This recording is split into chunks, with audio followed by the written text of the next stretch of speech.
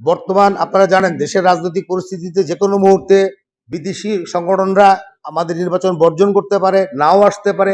এটা গ্লোবাল পলিটিক্সের একটা ব্যাপার। এখানে অনেক কিছু রয়ে গেছে। You can not depend on the foreign owners or foreign countries. আমার কি আছে, আমাদের কি আছে, আমরা কি কেউ না, আমরা তো একটা পার্ট। আমরা বাংলাদেশের এতগুলো প্রতিষ্ঠান, we have the power, we have our voice. আমরা যদি একত্রিতভাবে আমাদের ভয়েসটাকে রেইজ করি, তাহলে অন্যান্য সংগঠনগুলো আমাদের কাছে আসবে, আমাদেরকে যেতে হবে না। এই ব্যাপারটা আপনারা নিশ্চিত থাকেন।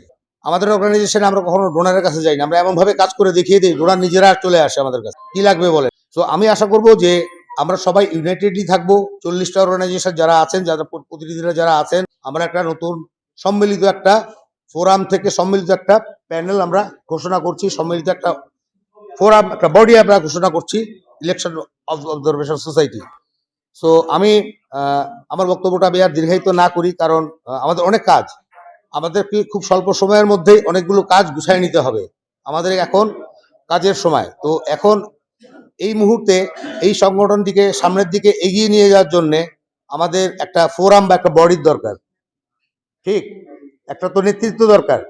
সো এই নেতৃত্বের জন্য আমরা খুব শর্টলি একটা কমিটি আমরা আজকে আপনাদের সবাইকেই নিয়ে ঘোষণা করছি। এই কমিটির মাধ্যমেই আগামী দিনের বারে বারে মিটিংগুলো হবে, কমিটি এক্সপ্যান্ড হবে, বিভিন্ন জনের উপর বিভিন্ন দায়িত্ব বন্টিত হবে। তো ইন শর্ট আমি আপনাদেরকে এই ইলেকশন অবজারভেশন সোসাইটিতে সভাপতির নাম প্রস্তাব করছি, জনাব মোহাম্মদ ইকবাল হোসেন হীরা।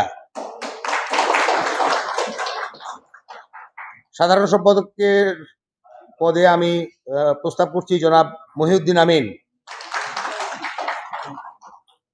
এবং প্রধান সমন্বয়কারী হিসাবে আমি আমাদের একজন কর্মঠ ভাই জনাব শহীদুল ইসলাম সাহেবের নাম প্রস্তাব করছি।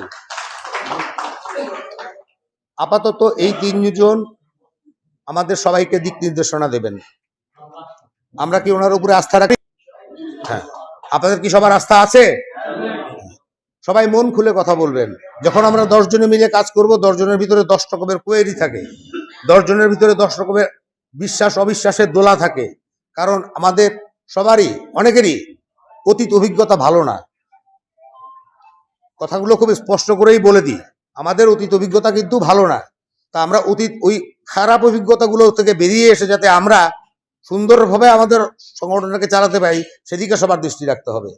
সহনশীল হবেন, গঠনমূলক সমালোচনা করবেন, সহযোগিতা করবেন, বিরোধিতার জন্য বিরোধিতা করবেন না, আর সংগঠনের মধ্যে বিভেদ সৃষ্টি করবেন না। তাহলে কিন্তু আমরা সবাই হেরে যাব। একজন হেরে গেলে যাওয়া মানে কি জানেন? সবাই হেরে যাওয়া। একজনের নামে দুর্নাম ওঠা মানে কি জানেন? সবাই হেরে যাওয়া। এটা যেন আমরা না করি।